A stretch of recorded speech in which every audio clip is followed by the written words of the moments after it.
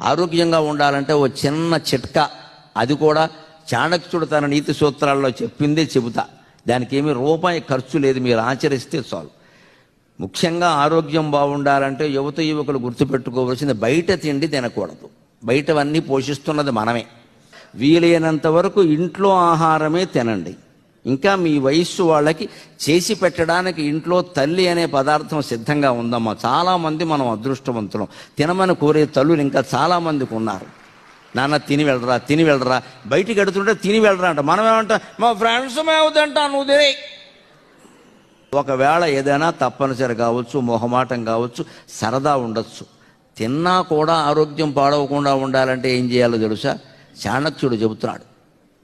అజీర్ణే భోజనం వారి జీర్ణే వారి బలప్రదం అజీర్ణం భోజనే వారి